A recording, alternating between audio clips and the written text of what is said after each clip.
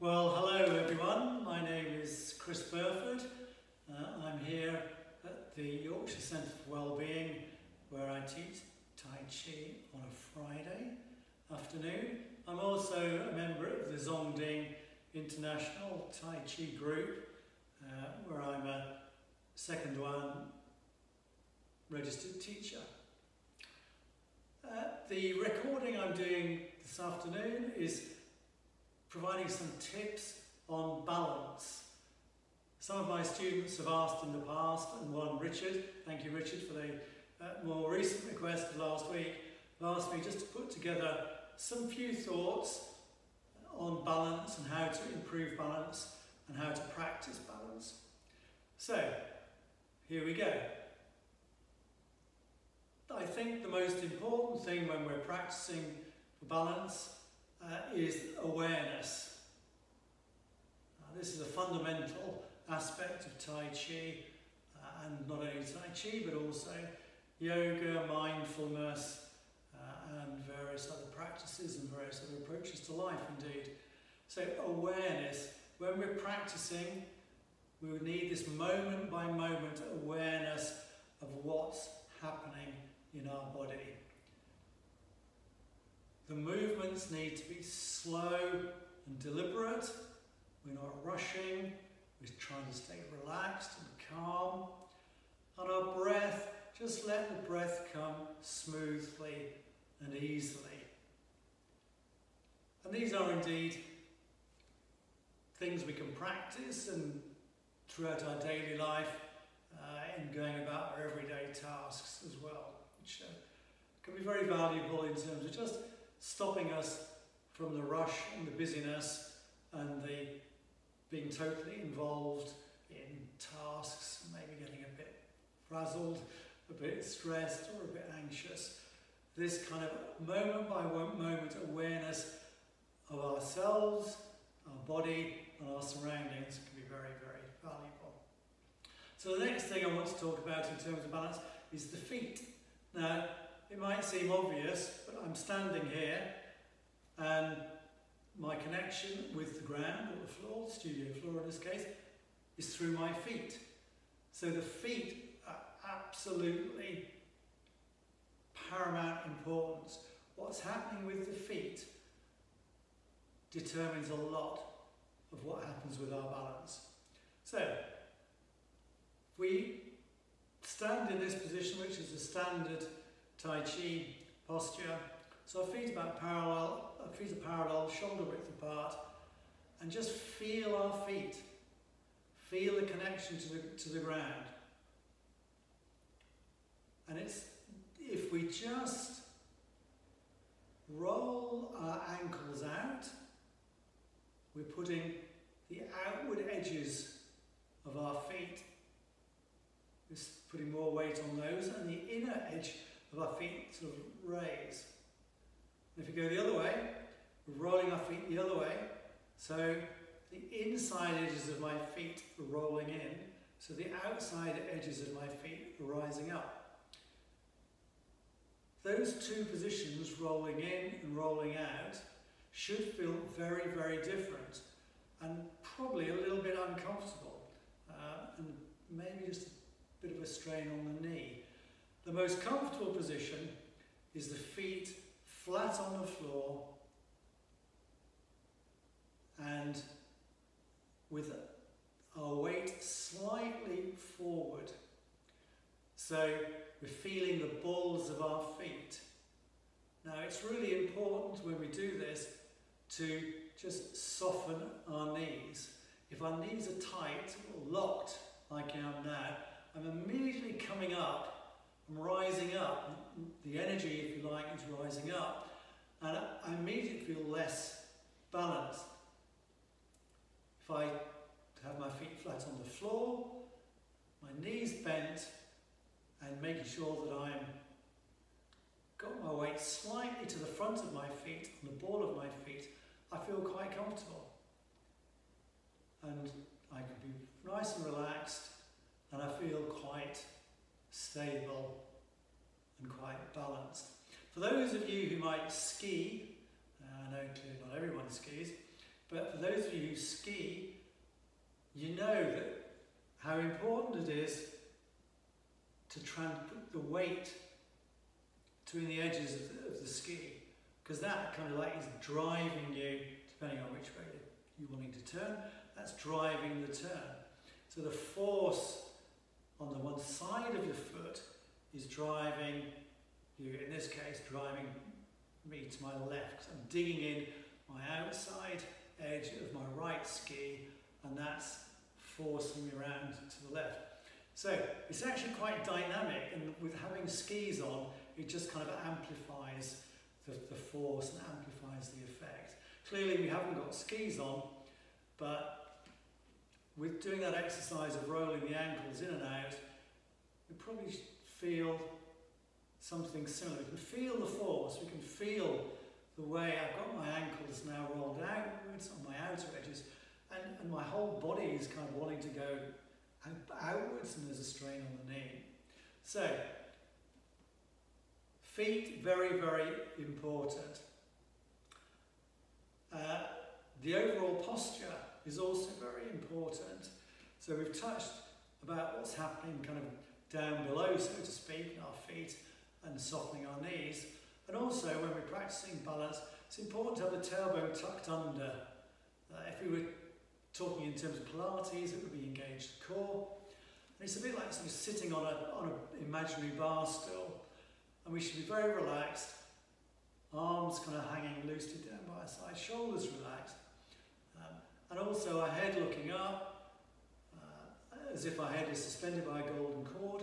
And with the head sort of coming up, the shoulders going down, the back of the neck kind of elongates, extends a bit. And that's all to get the back of the body, the spine, in alignment, or as straight as we can. I mean, it's not going to be exactly straight, but as straight as we can, right from the coccyx right up to our head. And that clearly helps with our balance. If we're leaning forward, you know, by definition, we're struggling, we haven't got balance, we're pulling on our lower back to keep us in balance. So if everything is in alignment, it's far easier when we start doing some exercises, it's far easier to keep our balance. As they're going to go back to what I was saying at the beginning, awareness, awareness, awareness. Awareness of the posture, awareness of when we're not totally in alignment, and then we can correct it. There's a huge amount going on. The body's working incredibly hard when it's balancing exercises, particularly when we're on one leg. And you can tell when we're on one leg, you can feel that foot going, almost like twitching backwards and forwards, side to side, as the body's continually adjusting to keep balance. Right, so that's the posture. And now I'm just going to go through just a few exercises. There's many, many exercises for balance, but I'm just going to go through 4. So the first one, we've kind of done this already to an extent, but what I want us to do is to rock backwards and forwards, just slightly, transferring the weight from the heel, then to the front of the foot, and then back to the heel, and then back to the front of the foot. And by doing this, we can find what is kind of like the sweet spot of where we feel comfortably balanced. Clearly, if we're leaning back too much, or if there's weight is too far back on our heel, our toes start coming up and we feel like we're falling backwards. If we come too far forward, the weight is on the front of our foot and our heels are starting to come quite a bit off the ground, and then we kind of feel like stepping forward, because we're like falling forward. So by just rocking backwards and forwards, we're just playing, we're experimenting and seeing where the sweet spot is, where we feel nice and comfortable and balanced.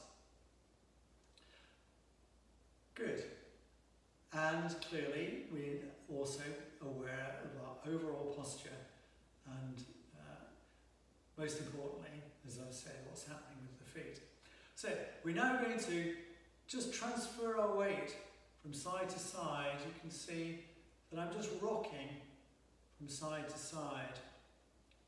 So I'm transferring my weight from one side to the other. And this gives us an idea of one leg taking more of the weight and doing more of the work, keeping balance, than the other leg. And now we must really commit to that supporting leg. So, just to show that, we'll take a foot off the ground. So here, on my right leg, I'm balancing on my right leg, and I've lifted my left leg off the ground. Now I've had to commit to that right leg, otherwise I wouldn't have been able to balance. So I just put that foot down, left foot down, and I'm going to go across to the other side. Nice and slow, there's no hurry. And I'm just going to raise that foot.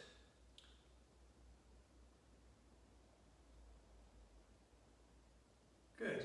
Now put that foot down, and I go back. So I'm just going to rock backwards and forwards again, side to side, not backwards and forwards. I'm going to rock side to side again, just feeling the weight and feeling what's happening to my body and my weight, being again aware of what's happening. What are the messages that are my feet giving? What are the messages that my whole body's giving? Because when I commit to that leg, in this case my left leg, I can feel, it's almost like the whole of my awareness is on my left side of my body. So it's as if there's a kind of, almost like a pillar that starts at my left leg and goes all the way up, straight pillar, all the way up my body. Otherwise, it would be difficult to keep balance. So if that straight pillar didn't go all the way up my body and was like that, so that's getting tricky to balance. Even more difficult if the pillar is kind of shaping this way. Even more difficult to keep balance.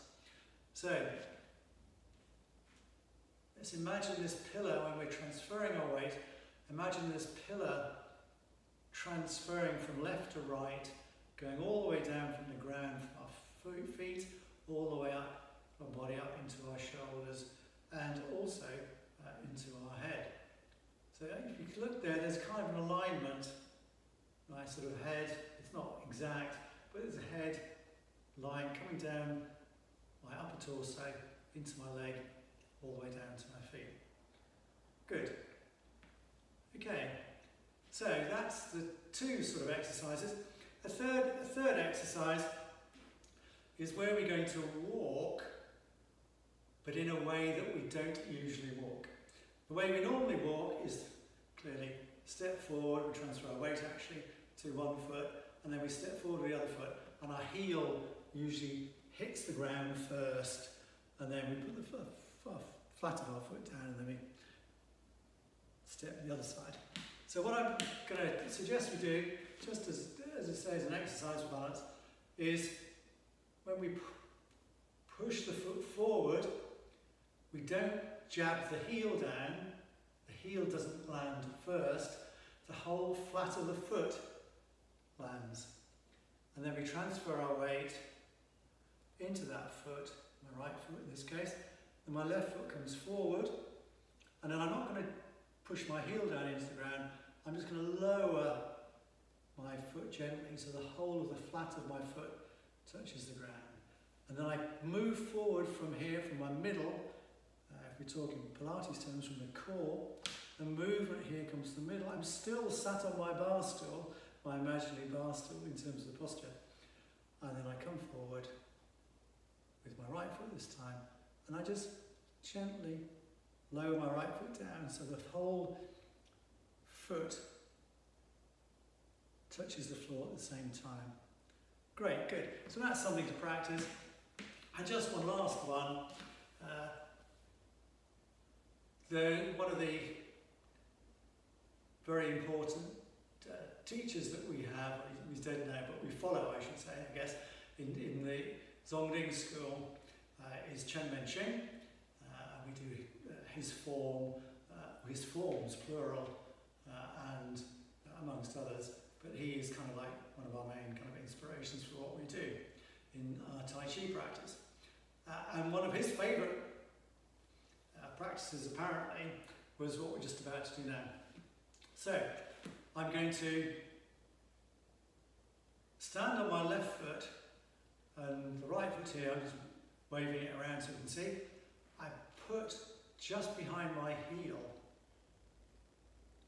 So I've got 2 feet touching the floor. I've got my left foot, the whole foot down, and I've got my right foot, right toe, really just providing balance. And what I do is I bring my hands up here like this and my shoulders down, and I just bend and push forward slightly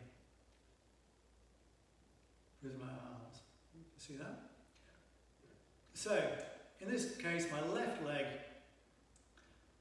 is doing the majority of the work and the foot is doing the majority of the work, and my right is just like a stabiliser to ease my balance. And even doing this, I can feel, even with the stabilising right foot, I can feel how the left foot is kind of like, almost like jumping around, keeping balance and making minor adjustments to compensate for the movement up and down.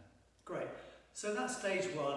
Stage 2 is that right foot is totally off the ground and it just wraps itself around the bottom of the ankle. So it's not touching the floor, it's at the back of the ankle. And I do the same. So here I've got no stabiliser. I'm just doing on one leg. And again, I'm just bending my left leg slightly and I'm pushing slightly forward with my right, with both my hands. Great. That's stage 2.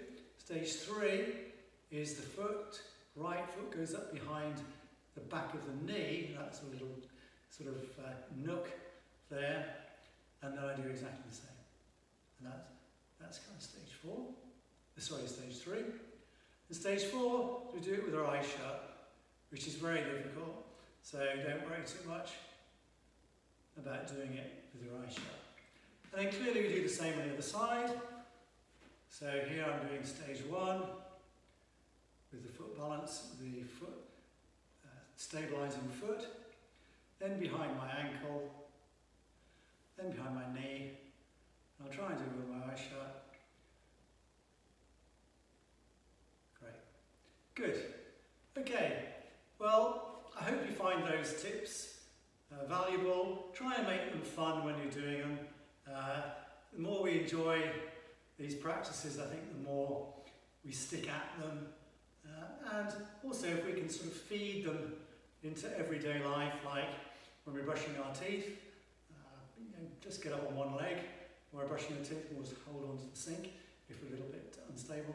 Or when after you've had a shower and we're drying off with a towel, again, get up on one leg or the other leg and just kind of experiment and enjoy the feeling of being one with the body, one with our mind, and just enjoying and getting to know and getting comfortable with our body and at the same time hopefully improving our balance.